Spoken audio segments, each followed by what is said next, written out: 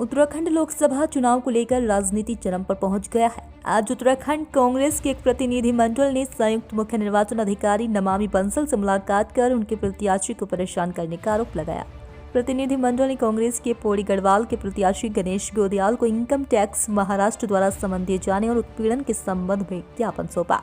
इस मौके पर कांग्रेस ने आरोप लगाया कि केंद्र सरकार के इशारे पर उनके प्रत्याशी को जानबूझकर राज्य के बाहर बुलाया जा रहा है ताकि वह चुनाव में पूरी ताकत के साथ काम न कर सके।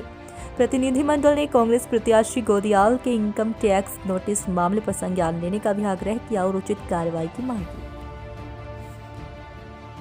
मुख्य निर्वाचन अधिकारी से मांगा था, पर क्योंकि मुख्य निर्वाचन अधिकारी अत्यधिक व्यस्त थे, तो ऐसे में संयुक्त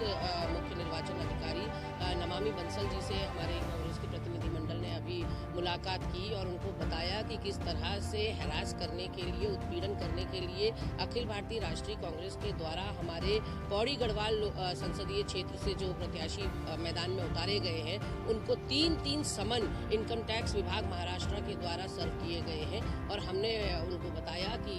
ये हम शिकायत इलेक्शन कमीशन ऑफ इंडिया से भी कर चुके हैं और अभी हम व्यक्तिगत रूप से भी इनसे इस पूरे मामले में इंटरवीन करने के लिए और गणेश गोदियाल जी के प्रति जो ये कुचक्र रचा गया है उसका पर्दाफाश करने के लिए संज्ञान और कार्रवाई और इनकम टैक्स विभाग को निर्देशित करने के लिए कि इस तरह से कैंडिडेट्स को चुनाव के बीच में या चुनाव के पीक में परेशान न किया जाए। उन्होंने कहा कि इसको लुक इनटू द मैटर और हम क्योंकि इलेक्शन कमीशन ऑफ इंडिया को भी भेज चुके हैं और ऐसे में हम अब उत्तराखंड के निर्वाचन आयोग से ये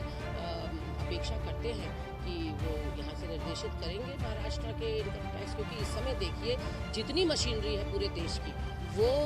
इलेक्शन कमीशन के अंडर में आ गई है। तो ऐसे में जो इनकम टैक्स विभाग महाराष्ट्र है, अगर वो किसी के कहने पर इस तरह का षड्यंत्र गोदियाल जी के साथ किया जा रहा है, क्योंकि वो इस वक्त भाजपा के प्रत्याशी से कहीं भारी पड़ रहे हैं और एक तरफा चुनाव गढ़वाल सीट में दिखाई पड़ रहा है। पहाड़ी और बाहरी का जो नारा है उसने जोर पकड़ लिया है और हर तरफ आप देखिए कि गोदियाल जी का डंका बज रहा है। तो कहीं ना कहीं घबरा कर हमें ऐसा लग रहा है कि ये सोची समझी रणनीति के तहत ऐसा किया जा रहा है ताकि वो मानसिक रूप से